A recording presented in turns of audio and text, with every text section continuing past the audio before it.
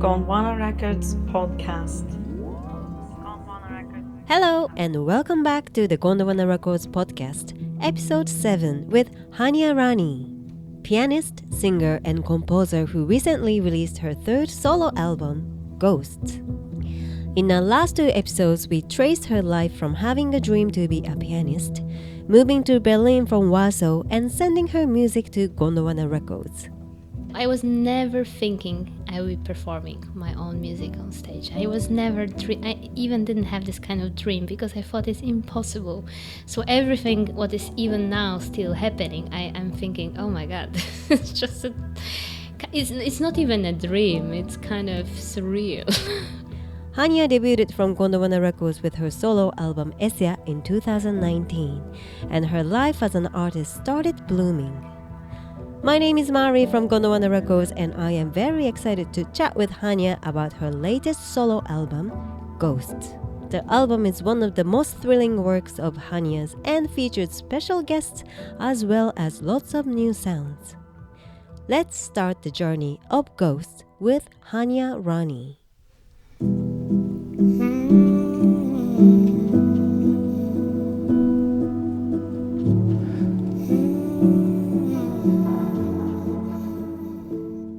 So the new album is called Ghosts, and it was very much inspired by Ghost. And one of our first singles is called Dancing with Ghosts, and basically it was kind of a starting point for the whole idea.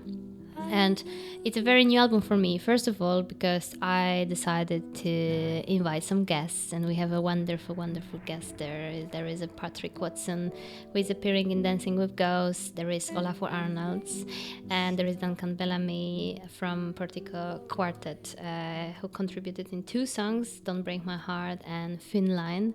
And basically, also, they were kind of my first choices, like a dream artist to collaborate, to work with on this album. So I'm extremely grateful that it worked out. The album is quite long.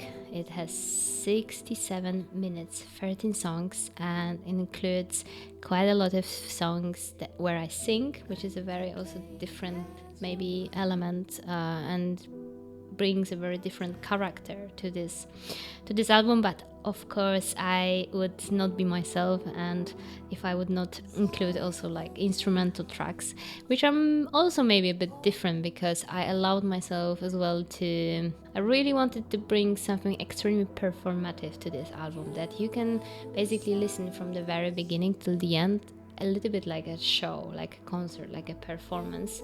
So also these instrumental tracks, very often I kept in a very natural way how they were performed, how they were improvised. In the beginning I really wanted to keep kind of a natural form, this affected that sometimes they are very, very long. Like the longest track is 11 minutes. It's Komeda, that I think some of my listeners knows already from my performances, and of course I decided to include it to the album. The other thing maybe which is interesting, there are of course many new tracks and also many new sounds, quite a lot of my research on like a little bit of electronic sounds, which is mostly based on one synth, which is Prophet, which is my personal favorite, and also like a synth that I'm always bringing with me, but also quite a lot of Moog sound. But basically these are the only 2 synthesizers that I was using. But also I think the other thing that is important, that I picked also a couple of very old songs of mine that I really admire, but I thought that the arrangements of these songs were not good enough or were not really fitting the album form.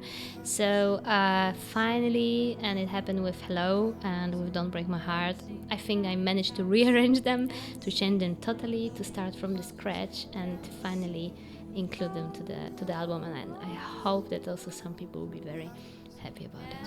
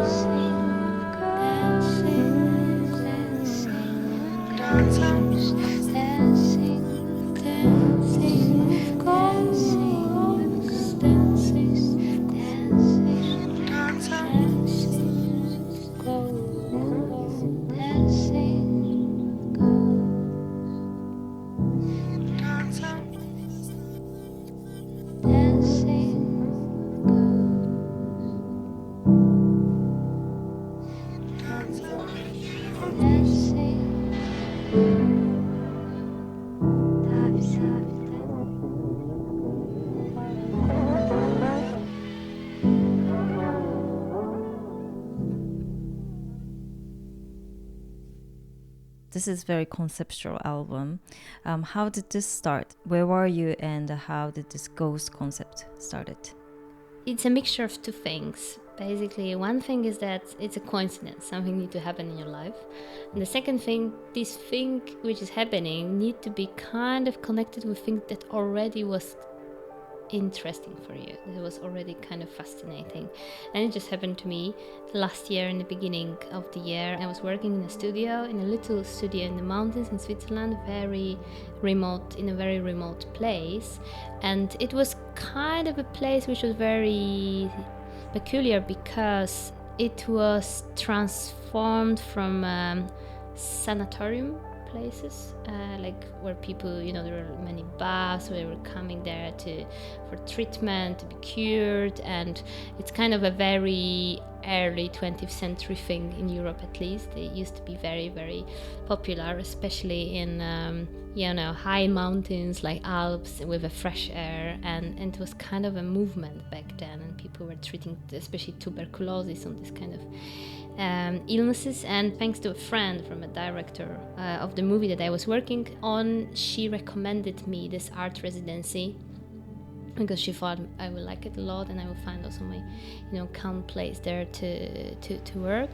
But it was very, very strange place at some point. You feel there a lot of history, a lot of you could still even see in the traces of this former function of this place. Or I don't know, there were like even baths sometimes in artist studios or some other elements, or just basically you could see that it was something else before. And all of these things made me wonder with my thoughts. I was always quite fascinated with ghosts and with this kind of thin line between life and death. And there is also something very important that I learned just in school, so which is very much connected with I think my identity, that there is a lot of literature, especially coming from maybe 19th century, and this kind of movement in literature, in art, that people were really kind of allowing themselves to bring ghosts to their life, and they were just really explaining what is like in between, why their soul is so kind of anxious that it cannot just fly away, they want still to stay. And I think it's quite also maybe strange thing to learn at school, but we really have this very, very famous book written, one of the most famous Polish writers, and we really researched this poem during our classes, so it's really stayed with me. And definitely this also have something to do with our Slavic culture and all of these pagan beliefs and rituals. They were really also intertwining with religion, with Catholic religion later on. So there were also, all of these things started to coming back to me, that I was always like kind of fascinated, and also like very much what I thought, it's just from a very far perspective. But I also recalled my fascinations with Japanese literature, and I remember my first time reading Murakami, and there was like a ghost coming to the room.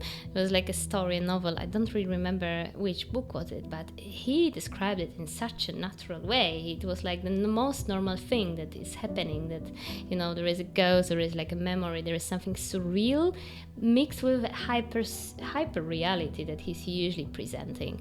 So all of these things started to connect, and I felt like, it's such an amazing ground for me to investigate, and just to really also because I'm very, very interested somehow in ultimate things, in a very sometimes things also that scares me, or things that I find difficult just for myself. And I find it really kind of good for me if I can take this and just observe, and I just, take something that really scares me, and maybe something that I really don't understand, but somehow as well is very, it's very interesting for me, and I'm just thinking and observing and just, looking from close, and then obviously very often it's not so scary anymore, or maybe I can just, I can recognize it, I can describe it in a different way. And this is what happened with Ghost, that basically like this kind of topic was a key to so many doors, because it was also opening doors of memory, of kind of identity, of roots, of stories of our ancestors, or stories that we heard when we are going to the place that we don't know, but we can feel something was going on there. Obviously about like this thin line, life and death, even like my own approach to death, and the pain of people leaving, and all of these things that also very important for me. But also even about like things that also fascinates me, like contemporary times, and like automated way of living, and us being such a part of totally not real reality, which is social media, which is like virtual space, and our own little avatars, which are almost like little ghosts, avatars in social media that we are creating, alter egos, and all of these it's just this one word just opened for me so many different angles, and I just thought, it's just, I just need to follow. And obviously for music, for sound, it's also such a great environment, because even I remember when we sit down with Greg Freeman, who is responsible for a wonderful mix of this album, we just sit down and I said, Greg, we can just do things that, everything is basically allowed. We can process sound, we can just do things that maybe even can be not nice, or maybe they would be just very, strange, but this album is about, and we need this kind of basically two different kind of colors, contrast, and we need nice things, but also we need weird things, because I really want to kind of embrace this weirdness and everything which seems kind of spooky, but when you look a little bit closer, it's not. When you receive an album and open it, and you first see the quote, "Here I am," can you tell us about that? Yes, I'm extremely happy, because something that I basically didn't plan became a cycle. It started with Esia. I included there a quote that was really important for me by a very famous Polish contemporary composer of 20th century, Witold Tutosławski, and he wrote a text about. It's called On Silence, about basically silence, but also the music that is not really made. It's made without any kind of thought. It's just how it affects us, and what silence means, and all of this stuff. On the second album, Home, I included one of my very favorite writers, Bruno Schulz, again Polish, and there is a beautiful little novel called Loneliness, but with a really hopeful ending. And now I thought, oh my god, I did it twice. I managed to bring some Polish literature to my albums, which really, I think, they're also a key to the album. And last year I had the opportunity to meet myself, Olga Tokarczuk, and she is a Nobel Prize winner in literature. Polish Nobel Prize winner, and I played on a festival. It's a literature festival, but she's always each year also inviting some artists. And then we met after my concert, and she said that she was writing her books listening to my music, and it was such a mind-blowing, information, because she's such an outstanding writer. And then I thought, I was back to the book that basically brought her so much fame, which is Flights, and also, which is also important, it has amazing translation, which was also got some awards, which was also important for me, because then I can bring actually this literature in English. And we connected with her again, and we contacted and we asked if it would be nice to bring. It's actually the opening of the book, which I always find so. It's just strike me like how precise it is when it comes to describing a feeling, just being and just recognizing that I am who I am in my own body, and this is really strange. and also like, you know, this like kind of a moment. So I thought it's just such a right moment to use this quote, and I think it really also fits the music, because this music is very much about just being and feeling this being, you know, this fight, you know, of being now and maybe disappearing and maybe being before. So there is a lot about this kind of state, and I'm extremely happy that it became a cycle now, because it's the third time I'm bringing a Polish artist's quote to represent my album.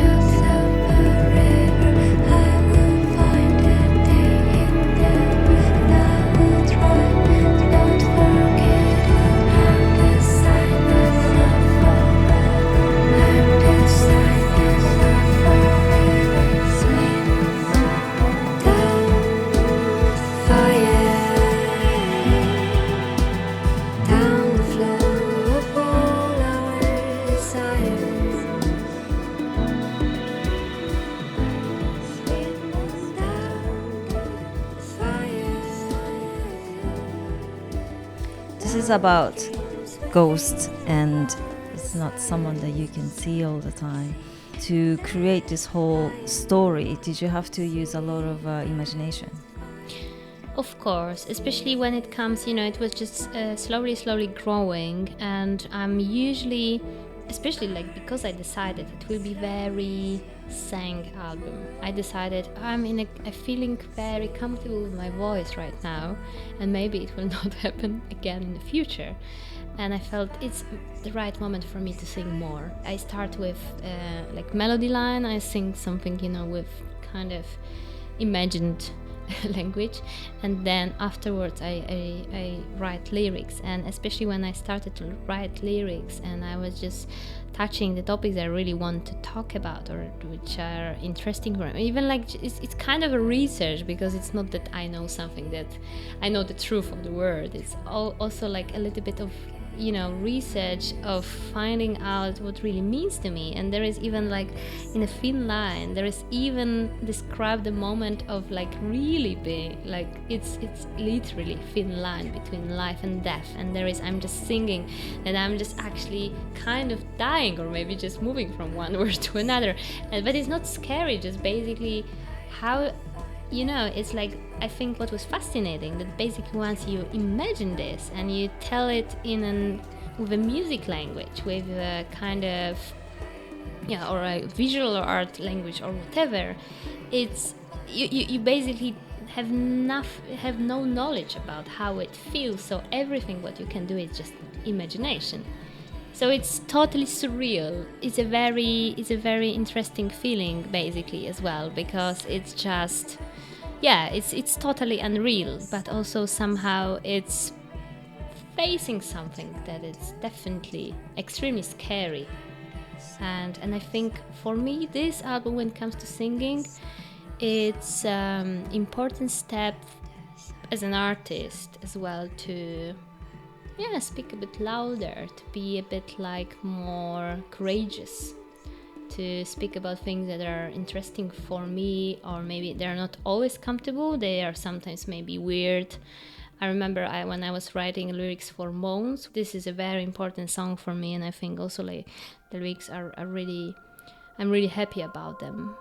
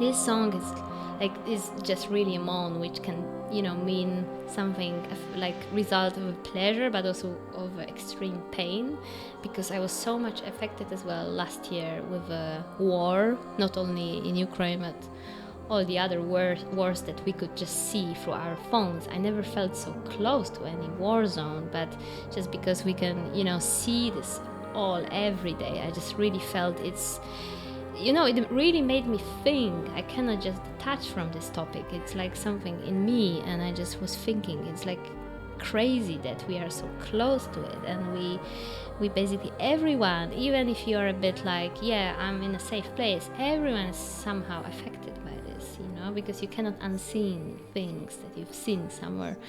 And I was just even thinking about what you think, what you feel when you are maybe you are going to die, or maybe you are losing something extremely precious in your life, or maybe you are losing your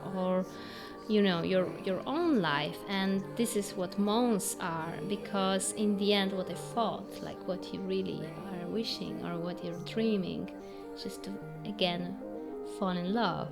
And it's like very easy, that also like when you read memories of some people who are I don't know, maybe very ill or very old, and very often they say, I just regret that maybe I was not paying attention enough, or maybe I didn't allow myself to laugh. And there is something there is always something like very, I would say, transcendental about life and death, and there is like something very ultimate but very beautiful. I think it brings us back to our like kind of most interesting parts, and they are very dramatic somehow, but I think once you maybe surround them with a little bit different kind of music, it's a bit like surreal, maybe a bit fantasy kind of word, this allows us to look at these topics from a tiny bit different perspective.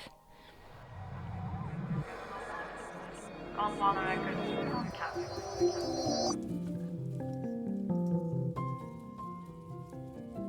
To be able to create that world that you wanted to express sonically, what did you play and what is the new addition to your music? There are a couple of things. I was, first of all, personally, I was using very limited amount of instruments.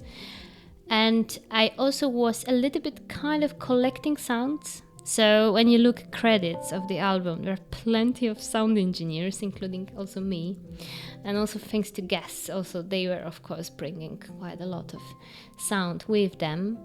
And the second thing, I was just collecting these sounds through the years. And basically when I finally was in this one calm place in the mountains, I had just, I think, 3 keyboards. So I had like my acoustic piano, I have like one synth, and I had a stage piano, which I usually use like organ sound or maybe Rhodes sound, and of course I had my voice. So it was a very, very limited kind of environment. But maybe this always is very kind of creative environment for me as well, because I'm just, when you don't have everything, you have like just a couple of tools, you just need to think creatively. So I think it helped me a lot to build a base for this album and build kind of a sound, very much a core of it. It's definitely voice as well, used in a very instrumental way, but also these 3 keyboards with a very huge emphasis on, I guess, on Prophet, which is, I mean, it's such a core of so many other compositions, you know. I learned just this year that is like one of fave synths of Tom York and James Blake. I didn't know. I am never researching this, but it happened that also it's my synth. And afterwards, I tried to think, okay, what we bring on top, what we need to really bring this ghosty feeling. And then, you know, for example, I decided to really bring quite a huge string ensemble, and we recorded in a very big amazing hall in a Polish radio in Warsaw, and it was my first time as well. So it was also kind of, you know, I knew that if I want to bring a symphonic sound, I need kind of a big ensemble. I cannot just, you know, fix it with a quartet. So these kind of decisions, or, you know, I created songs, and then I was thinking what to add on top, and what else? Yeah, I think this is this is mainly this. Yeah. Yeah, the string really adds the distinctive mood on the album, and a lot of the album I listen to, anyways, it's more like the string is like loud and beautiful, but it was more like the mood. Yeah, it's also like a work. You know, everything has a beginning, because I think this album also, like, it had to happen. I think it's 3.5 years after Home. So, you know, I had to really experience so many things in between. For example, I started to work with this amazing sound engineer and composer, Viktor Arnason.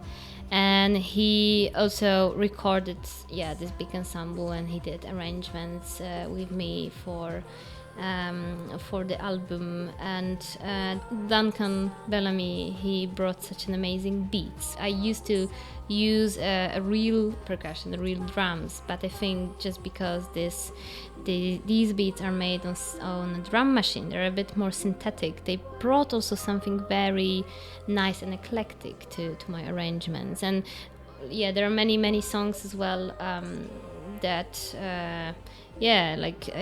basically just voices are used as choirs, are used like other instruments. And yeah, there are many things that had to happen in between that I allowed myself to think a bit differently. From a very personal perspective, from a composer perspective, I was really trying, especially with songs, to break forms that I would usually pick. So I was trying to break a bit these songs in a different way, to add harmonies that I would never use, especially with moans or maybe with thin lines. I was really trying to think out of my own box. Yeah, it was kind of a decision. I was really trying to, if something felt too comfortable, too familiar, I was trying to a bit, break it somehow. You mentioned about Duncan playing on the Don't Break My Heart and the Thin Line, and I would like to talk about other guests now. So how did this Patrick Watson happen? We never met with Patrick, but he reached out to me a couple of years ago, I think already, maybe 2 years ago. During pandemic, he basically found somewhere my music, and he just sent me a note, I think on Instagram. I would really like hear music, which was like, what happened? Because I'm such a fan. Also I feel like Patrick it's such maybe it's not an obvious choice, because I know that for some people he's a real master, but I know that many people also don't know him. But for me, it was kind of, I was really learning, listening to his songs, how to write songs. I was really just learning, and I love his way of thinking, his effortless way, treating music, and just always be this curiosity, this kind of very natural approach. So I was so happy when he reached out and we started to talk. And then, because I'm very shy as well, I also feel like I would never want somebody to do music just because, I would love always that people, if they come to the project, they really feel it. They really think, okay, I really like it. I really think it's also good for me. So then I composed Dancing with Ghosts. And I thought, it could be a Patrick Wilson song.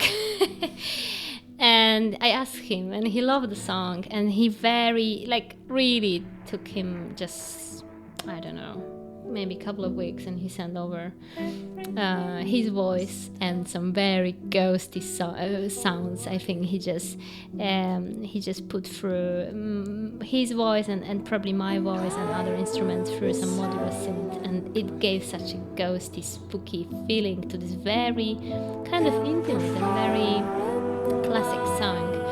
And he asked me, is it not too much? And I said, no, it's just perfect. Gondwana Records podcast.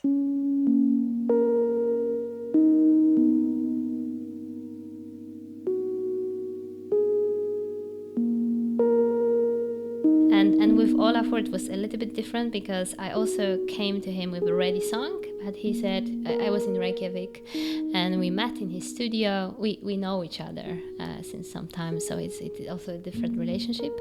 And I came with a song and he said, the song is great, but I don't know, I don't have anything to add to it, but I would love to create something new with you from scratch, and can you come again? So I came maybe after a month, and we're just improvising in his studio, and it was such a beautiful process. And I think we both a little bit missed this, because I started to tour a lot and also just to work a lot on scores, and I don't have so much time anymore just to really jam with people. And I think he also kind of maybe missed his previous years jamming with news from and we are just happy to do it. And we actually recorded a couple of songs, and then we picked this one, which is called Whispering House, because I also think it's maybe a kind of different for both of us. It's very Olafur's Arnold style is very kind of peaceful and calm, but still I think there is something also ghosty with the special treatment of voice. So I was really happy how it turned out.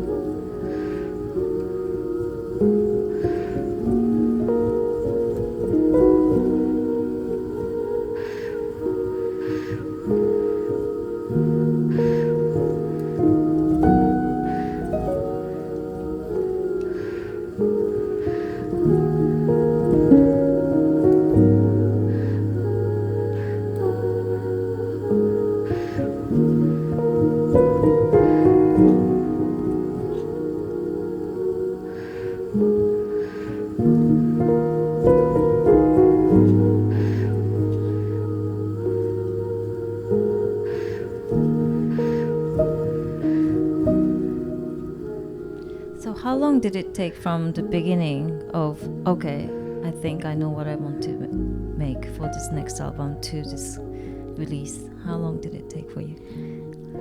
I think some of the songs were already kind of maybe even like a drafts.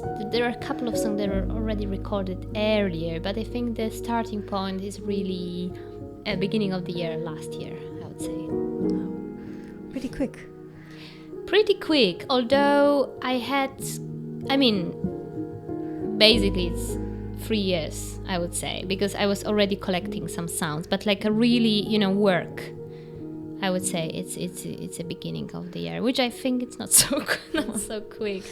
But yeah, and also I thought I would be able to record this album way earlier. I was really promising Gondwana, it will be ready, I'll really be ready.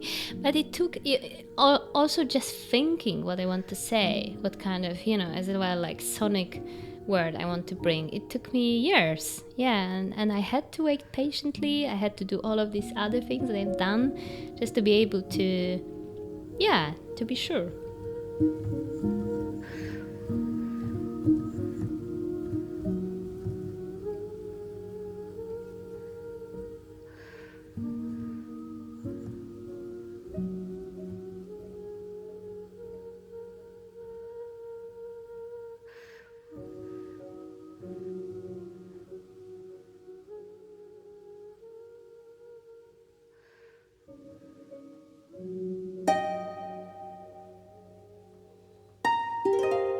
Gondwana Records podcast.